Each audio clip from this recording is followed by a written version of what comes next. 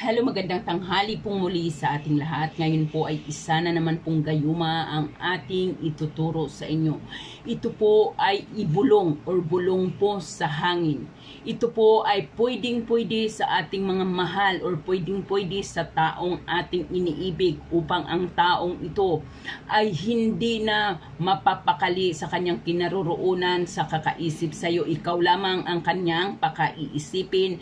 Lalo ng ating mga asawa kung nasa malayo sila o ang ating mga asawa ay pumapasok sa araw-araw sa trabaho at syempre hindi po natin maiwasan na mangamba na baka mamaya ay matukso sa iba ang ating mga partner.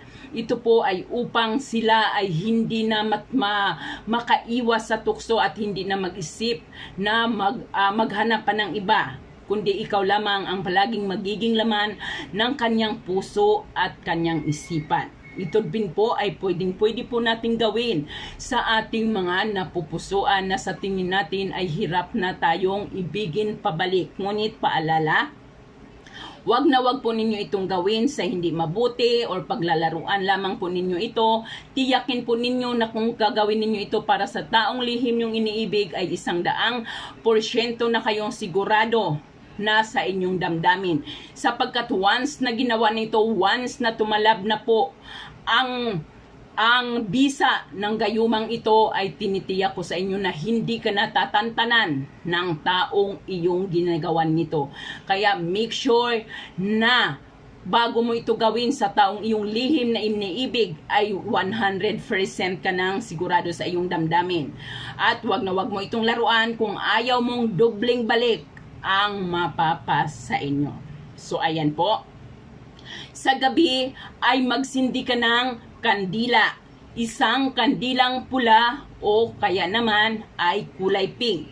Ayan po lamang, sa gabi magsindi ka ng kulay pula or kulay berdeng kandila. Gagawin natin ito ng gabi, ng Martes o Biyernes, ng alas 12 ng hating gabi or kaya naman ay alas 3 ng madaling araw. Martes o Biyernes, alas 12 ng hating gabi or alas 3 ng madaling araw. Anong po ba ang Biyernes ng gabi ng alas 3 ng madaling araw? Ito ay pagitan ng Huwebes at Biyernes. Pag Martes naman ay pagitan po ito ng Lunes at Martes. Yan po ang tamang oras ng paggawa po natin neto.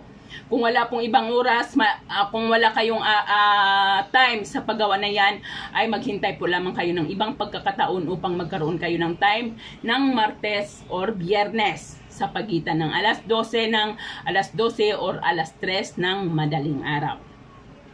Ngayon, pag nakahanap ka na ng isang lugar, na tahimik na walang naaring gumambala sa iyo, ay hawakan mo ang kandila at humiling ka muna sa kandila ng iyong mga ninanais. Kung ano bakit mo ginagawa ang gayuma na ito, bakit mo ginagawa ang ritual na ito, ay hilingin mo muna ito sa kandila. Pagkatapos mong humiling, ay sindihan mo ang ating kandila. Pag nasindihan mo na ang ating kandila, ay magdasal ka ng isang Ama namin, isang sumasampalataya ako hanggang isa pa ako sa cross, at isang sumasampalataya ako at isang Ama namin hanggang sa ipako sa cross, at saka isang glory be, isang glory be.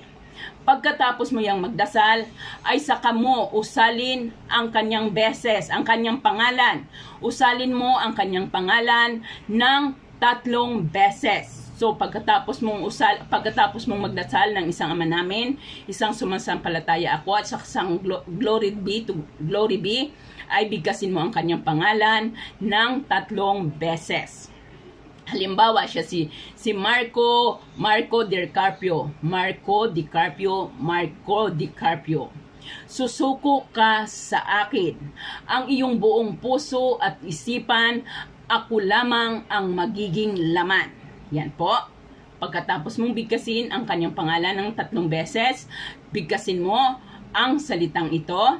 Halimbawa, Marco, kung ano man ang apelyido ni Marco, susuko ka sa akin. Ang iyong puso at isipan ay ako lamang ang magiging laman. Marco, susuko ka sa akin, ang iyong puso at isipan ay ako na lamang ang magiging laman. Marco, susuko ka sa akin, ang iyong puso at isipan ay ako na lamang ang magiging laman. Pagkatapos ay bigkasin mo ang ating orasyon.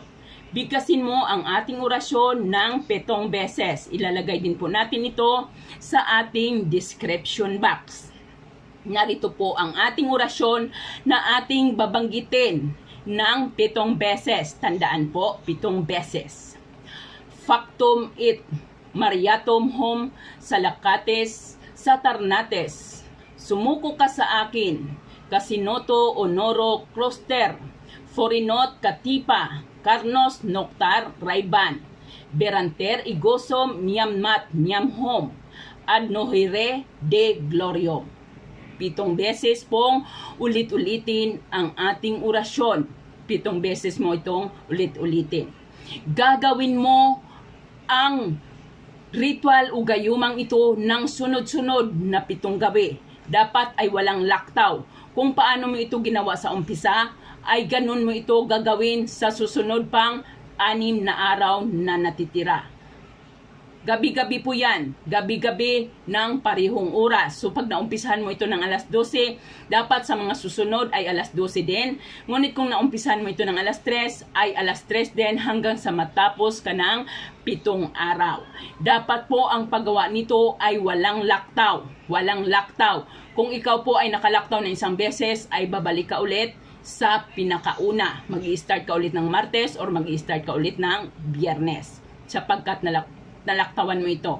Magiging walang bisa ang ating ginagawa. Kaya dapat mayroon kang sapat na oras sa paggawa nito sa loob po ng 7 sunod-sunod na gabi. So ayan po, gawin po ninyo ng tama, walang papalitan at wala pong babaguhin. Ayan po lamang, maraming salamat at magandang gabi sa ating lahat.